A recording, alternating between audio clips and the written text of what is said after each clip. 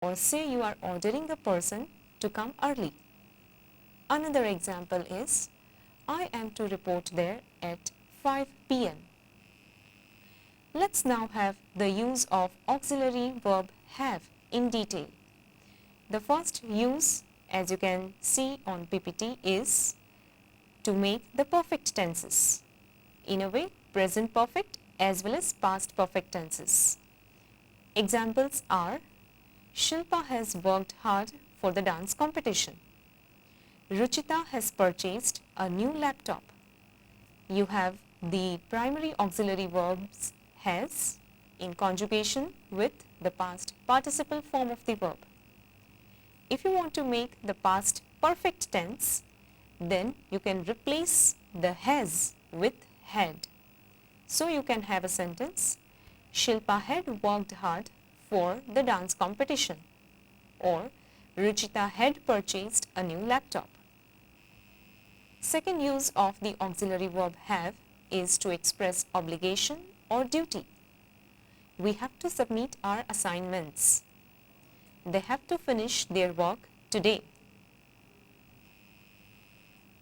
Let's have one video.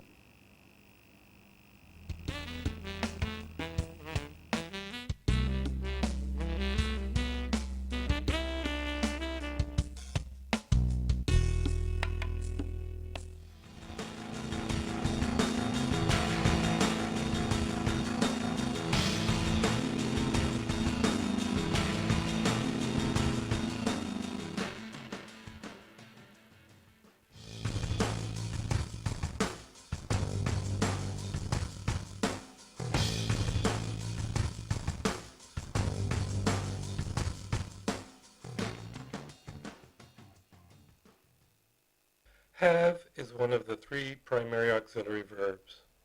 One other primary is be, as considered in tutorial 13. Have is more important for creating the perfect aspects. Present perfect, past perfect, future perfect. Have is used as a complete verb to define possession. I have a car. For the perfect forms, it is useful to imagine have as possession, but in a more abstract way. It is the possession of a memory or possession of an action's consequence. This is treated in tutorial 44, present perfect, and tutorial 54, past perfect. The biggest problem I have found is students start using have as an auxiliary verb when it is unnecessary.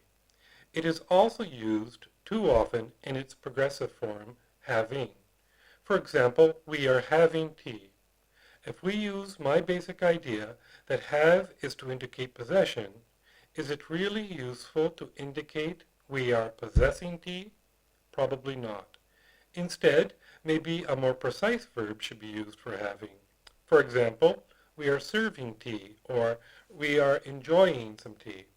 Still, a sentence like we are having tea is very common, and I cannot condemn it, especially for spoken English. For written English, I ask students to try to find a more interesting or accurate verb. This will reduce ambiguity and make your English just a little more sophisticated. The conjugations of have are easy to learn. For simple present, there is has for third person singular and have for all other nouns. For progressive forms, having. For past simple and past perfect forms, had is used for all subjects.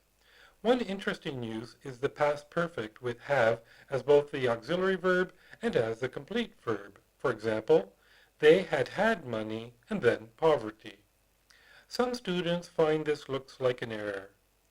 Have may also be contracted with the subject. For example, they've been to Paris, or I've a fast car. All three primary auxiliary verbs are also useful for forming questions. For example, have you any money? Well, so from this video we learned three things. First, have is, along with being a primary auxiliary verb, it also shows possession. When you want to talk about something which is your own, you use have. It is an auxiliary verb also, which is used to make perfect tenses: present perfect, past perfect and future perfect. For example, we have learnt about two primary auxiliary verbs. This is present perfect tense. We had learnt about tenses last week. This is past perfect tense. The action was over long back in the past. And you have future perfect tense, which takes shall, will, have and V3. V3 means past participle form of the main verb. For example, I will have completed my work by evening today. This is the example of future perfect tense. Let us now go for the use of auxiliary verb do. Please check on PPT.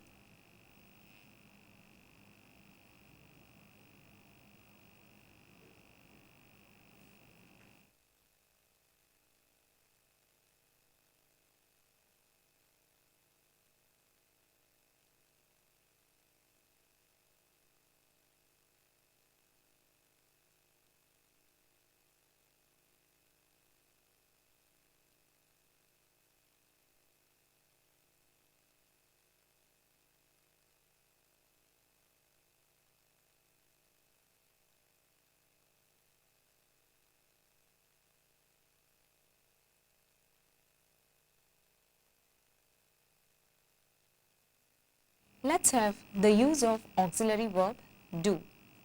Do is the last auxiliary in the three primary auxiliary verbs.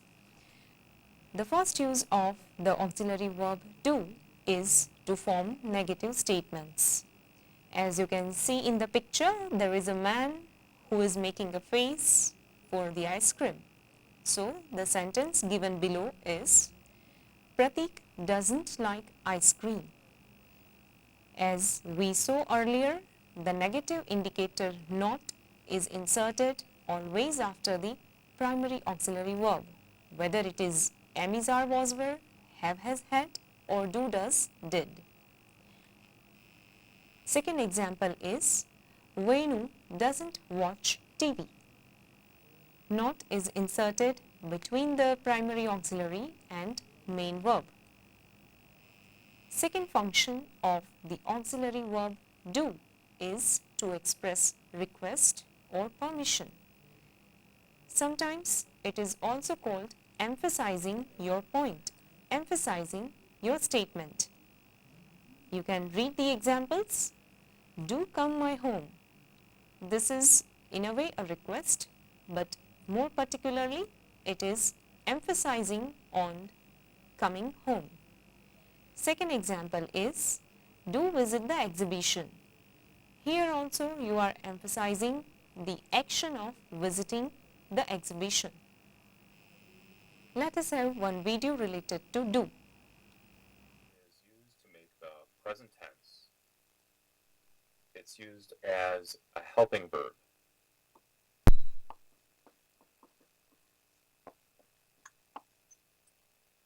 Helping verbs help make negatives and questions.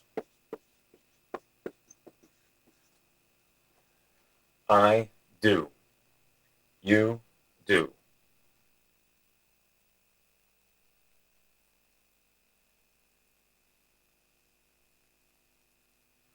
For a man, he does.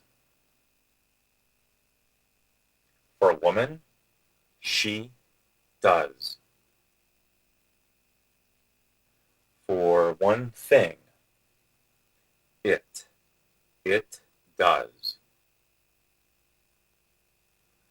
Only he, she, and it use the word does.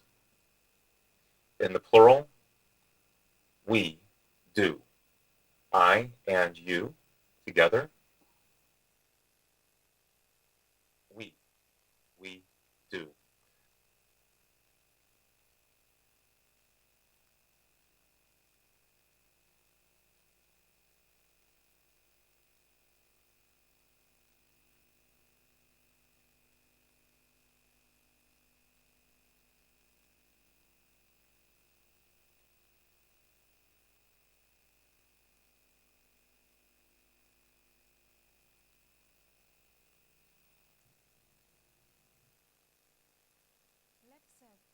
video clip that will discuss do.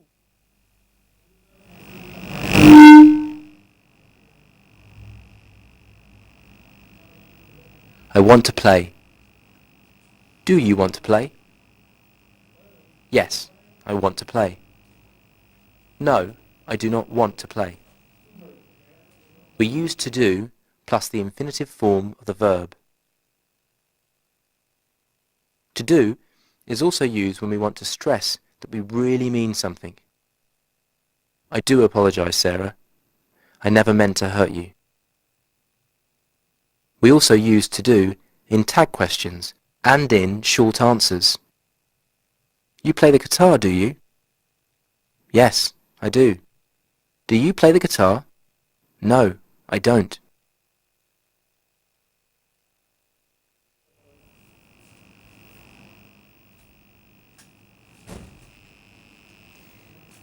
So, this was the auxiliary verb do. We learnt that the question tags can also be made with the help of all the three primary auxiliary verbs. We have seen the examples also. We are learning English, aren't we? This is a question tag with the help of be. You have a good command over English, haven't you? This is an example of a question tag with the help of primary auxiliary have. And do you take tea? You take tea, don't you? This is the example of the question tag with the help of primary auxiliary do.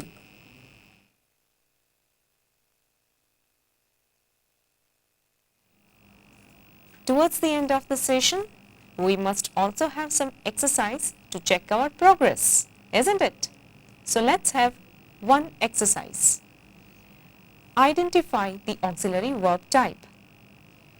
You can see the table and you have two columns, verb and the auxiliary verb type. The verb given are primary auxiliary verbs, having, been and did. These are the three primary auxiliary verbs you are given. Now, to which auxiliary verb type they belong? Let's check the answers. The first verb having belongs to the auxiliary verb type have. Been belongs to the auxiliary verb type be. And did belongs to the auxiliary verb type do. Having, it has ing suffix.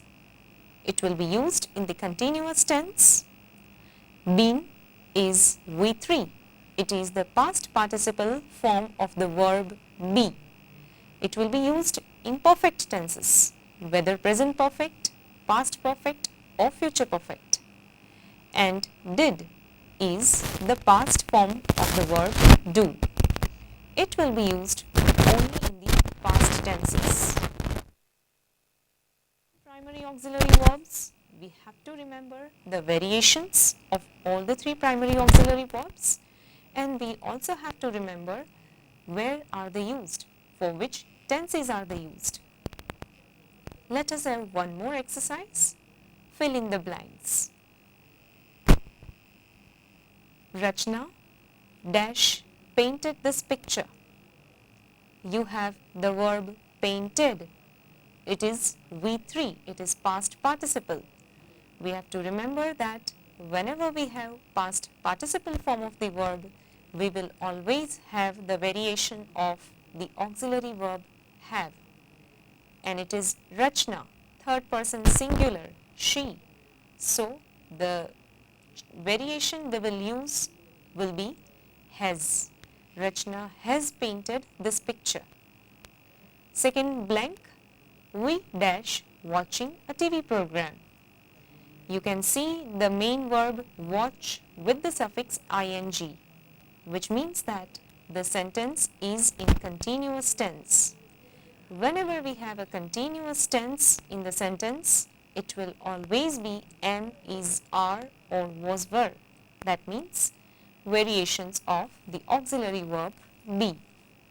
So it will be we are watching a TV program or we were watching a TV program. Please look at the third blank. A song dash by him. Now this is a passive construction. So a song is sung by him. Fourth blank. Smita doesn't speak Bengali. You have a question tag. The sentence given is in negative. So does she? Fifth. Dash you brought my book. Brought again is V3. So have you brought my book? If we would have the word bring, then we could have the answer, did you bring my book? Next one is, Pinky did not like her dress, or Pinky does not like her dress. The students are to appear for exam tomorrow. We had seen in the auxiliary verb be that when we have be followed by to infinitive, it denotes some plan or agreement. Here you have a future plan for exam tomorrow. Next blank is, we are clever students. Do you visit library regularly? And the last is she an American? I hope all your 10 blanks are right. Let us have last video. To sum Let's up, learn what is an auxiliary verb. Auxiliary verbs have no meaning on their own. They are necessary for the grammatical structure of a sentence, but they do not tell us very much alone. We usually